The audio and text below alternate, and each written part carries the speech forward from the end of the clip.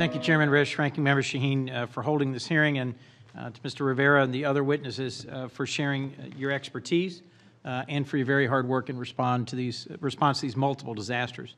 As I think other members of the committee have already said, that my thoughts and prayers go out to the victims, to the businesses, to the families, to the communities that have been devastated by multiple hurricanes now in the Virgin Islands and Puerto Rico and Florida and Texas. And I'm struck by a recent poll that suggests barely half of Americans realize residents of Puerto Rico are citizens of the United States. I've had a 3-decade relationship with the Virgin Islands, and I just remind you and fellow Americans that residents of the USVI are also U.S. citizens. So I'm hopeful that we're doing everything we can to move as quickly as we can. I'm grateful that Congress acted quickly on the first installment of federal disaster assistance early this month, but I think there's more we can and should do. So let me turn to a couple questions for you. I'm the ranking member on the Appropriations Subcommittee for the SBA, so I'm particularly interested in your thoughts about whether the SBA has and is likely to continue to have sufficient both resources and personnel to respond to these complex disasters, and in particular with regards to the Virgin Islands and Puerto Rico, given now the impact of 2 different hurricanes. Do you have enough personnel and resources, and will you, what is the timeline in which you'll submit a second request and be clear about that next request? From SBA's perspective, Senator, and thank you from an appropriations perspective, we have $5 billion in loan authority. Yep. So in the first 30 days, we committed $500 million. So we believe we have sufficient funding to last through this first quarter. As you also mentioned, this is the down payment.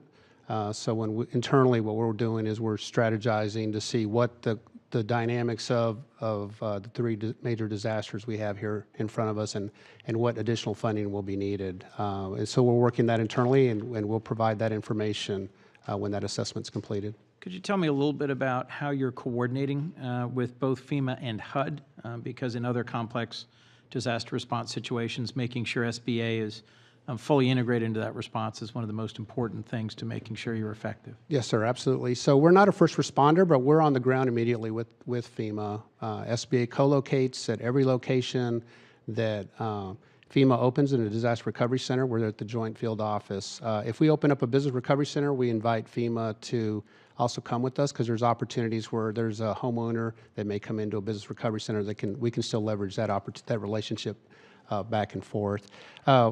We also have a real good relationship with HUD. So all the information that we share back and forth, we have a data matching agreement where SBA and FEMA share data all the time. And then when HUD comes in with their assistance, they have the ability to look at everything that FEMA's provided and SBA's provided. Do you have business recovery centers open and operating in the Virgin Islands?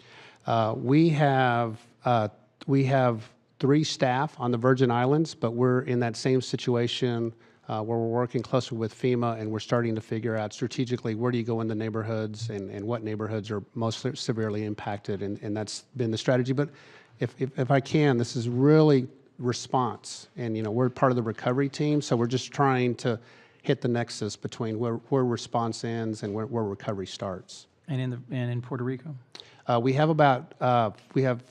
approximately 25 staff. We actually had staff on the ground when Maria hit that were there for the prior disaster, and they sheltered in place, but everybody's accounted for. And in your opening, you mentioned SBDCs, SCORE, Women Business Centers. Can you tell me just a little more detail about how they will help? In some cases, I would assume they already have outreach networks. They already have resources on the ground. How will they be helpful longer term to make sure that applicants understand what they're eligible for, complete their applications in a timely way, and that there's effective follow-through? So thank you, Senator. I can't thank our resource partners enough. Small business development centers, women business centers, SCORE, they're just all fabulous for our perspective. They help leverage our organization.